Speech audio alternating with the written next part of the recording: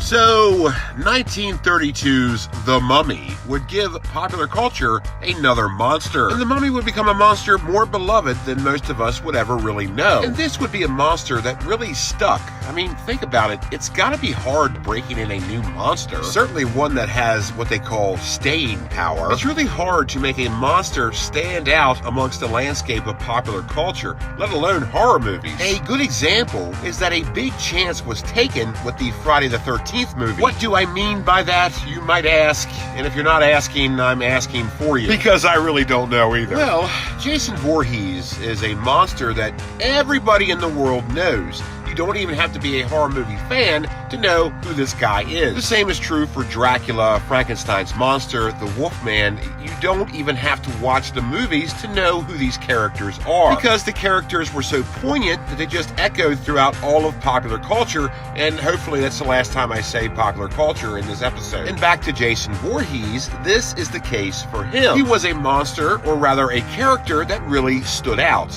Everybody in the world knows him as the hockey mask-clad psychopath, which in effect made hockey masks scary, which is odd considering he never wore a hockey mask until the third Friday the 13th movie. I mean, in the first movie, his mom was the killer. In the second movie, he wore a burlap sack, which I thought was even more frightening. But the whole thing made an impact. And now, when we think of Jason Voorhees, we think of hockey mask. When we think of hockey mask, we think of Jason Voorhees. Now, you can't say this about every movie monster. Case in point being the Candyman. You say the Candyman to somebody, chances are they're going to think of Sammy Davis Jr. or Willy Wonka, which in effect, they're actually thinking about Gene Wilder. What am I talking about? The point is, the Candyman was a movie monster that some of us were okay with, but really, all in all, the whole world just kind of said, meh. Which might not be all that fair. I mean, that character is pretty interesting. It just didn't have the standout power a movie monster needs to survive the course of time. So how does this all circle back to The Mummy?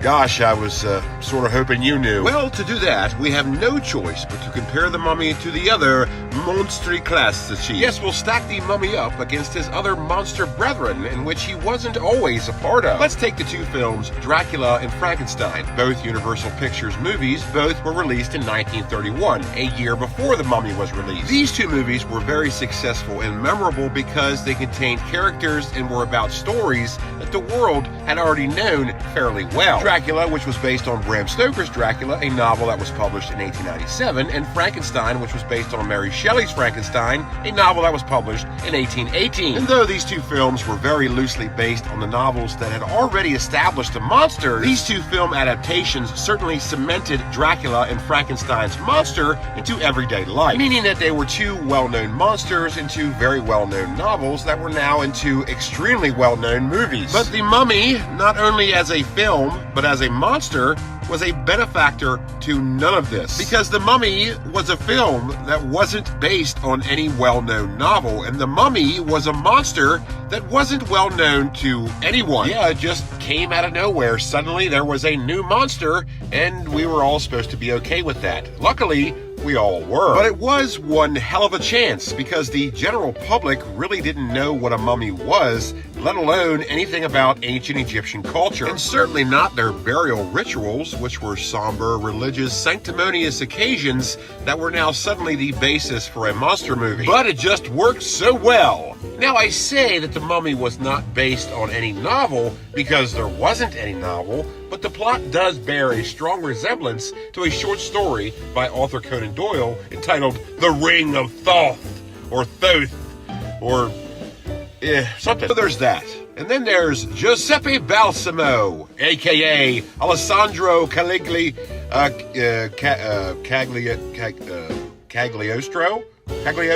Yeah, Cagliostro. 16th century Italian occultist and magician. And what does he have to do with all of this? Well, everything and nothing all at once. Get ready, because this is going to get really confusing. The Mummy and this crazy Italian occultist circles back to Nina Wilcox Putnam, early 20th century novelist and screenwriter who once again has nothing and everything to do with the mummy. What do I mean by that? Well, aren't you going to be glad you asked? Oh boy, here comes some convolution. This all, sort of starts with Carl Laemmle Jr. So a bit of a disclaimer here. When I did this episode, I wasn't quite sure on how to pronounce this guy's name, but apparently it's pronounced Laemmle. So it's Carl Laemmle, I guess. Anyway, back to the show. He was an executive producer for Universal Pictures, and he was the son of Carl Laemmle, the founder of Universal Pictures. Yeah, I'm sure old Junior earned that position with lots of hard work. So anyways, after the success of Dracula and Frankenstein, old Carl Jr. was trying to find another monster success for Universal Pictures. So he commissioned story editor Richard Schayer to try and find some kind of good idea. And you want to know who Richard Schayer was friends with? None other than good old Nina Wilcox Putnam. It's important to keep in mind that at the same time, Carl Jr. was infatuated with the opening of King Tut's tomb in 1922. And of course, the age-old legend of the Curse of the Pharaohs that went right along with it. So not only did Carl Jr. want another monster movie that was just as successful as Dracula and Frankenstein, he also, based on his newly found obsession, wanted this new horror movie to be Egyptian themed. So now, Richard Schayer was tasked with the job of finding any kind of story that had to do with an ancient Egyptian monster. But he soon would find out that there really wasn't any. So he asked his good buddy, Nina Wilcox Putnam, to help him find one, or find anything that resembled what Carl Jr. wanted. And then the two embarked on an epic journey together. Oh, it was a magical journey of discovery. And somehow, this journey led them right to the chronicles of that crazy Cagliostro. And believe it or not, this zany 16th century mischief-making Italian occultist almost changed monster movie history as we would know it. So how exactly would a long-deceased Italian magician, who would later become known as one of the world's greatest charlatans, affect the production of 1932's The Mummy? Cagliostro would be up to his old tricks and causing trouble all the way into the 20th century. Time is but a window, death is but a doorway, I will be back. Maybe not in those exact terms or measures. However, Schayer and Putnam's epic journey in trying to find an ancient Egyptian monster story somehow led them to Cagliostro. They were fascinated with his exploits, Putnam especially. So much so that she wrote a little story about his life. Yes, it was a 9-page screenplay treatment about this crazy Italian occultist set in modern times. As it would turn out, Putnam would not be the only one who had a mega interest in the 16th century bullshit artist. Universal Pictures studio executives shared the same interest and thought that a movie based on the life of Cagliostro, which was based on a screenplay by Putnam, would make a great flick. More so than a movie about a 1,000-odd-year-old monster that no one knew anything about. And despite all of Carl Jr.'s newly found obsession with ancient Egypt, The Mummy was almost outvoted into going into production in favor of a film adaptation about Cagliostro that would be based on a screenplay written by Nina Wilcox Putnam. And this was almost very much a thing. There was even a prototype theatrical poster made, and as you can tell by this poster, Karloff was cast as the lead role. But at the last minute, they once again switched gears, assuming that people would have more interest in a mummy than they would a 16th century occultist that basically no one has really heard of. It was a good call. The Mummy was tremendously successful, and not only did we get another movie monster, but ancient Egyptian imagery would be forever sewn into the tapestry of horror movie stuff. And amongst the throngs of all these other interesting origin stories of the Mummy, there exists another odd factoid. Despite all the popularity this movie had, and well, still has, it would not get a VHS release until 1991, where it would be a part of the first wave of the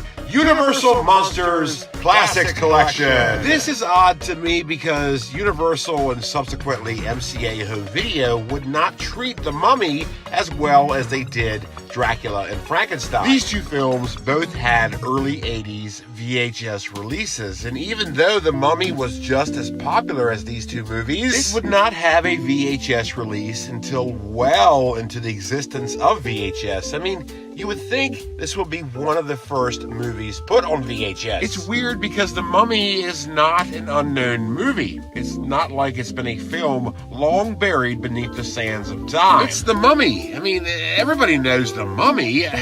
What are you talking about? Yet here, it's treated like it's some obscure film. As I have mentioned in previous adventures pertaining to classic monsters, one of the cool things about the Universal Monsters Classics Collection is that in some cases, it is the first and only VHS release of a certain film. But usually, such an accolade is reserved for obscure Universal Monsters movies. You know, like Man-Made Monster or The Invisible Woman. What a pile of shit that movie was. My personal opinion aside, those two films, and most of the films in the Universal Monsters Classics Collection, are pretty forgotten about. So it's understandable that this collection would be the only VHS releases of these films, but not The Mummy. I mean, I don't get that. But it is what it is. And The Mummy would be released again on VHS in 1999 as part of Universal Pictures' second classic monster collection. If you wanted to beef up your VHS collection with either of these or both of these releases, you can find them today for under $15. And if you find anyone selling either of these for over $15, don't buy it. And not only don't buy it, but message them and tell them they're full of shit. These were very common. They made lots of them. The promotion for them was everywhere. I found them in a grocery store, for heaven's sakes. I mean, they're not rare at all. To pay more than $15 for either of these distributions, in fact, $15 might be too much. Anyways, to pay more than that is a crime. Crime. Crime. Crime. Crime. Crime.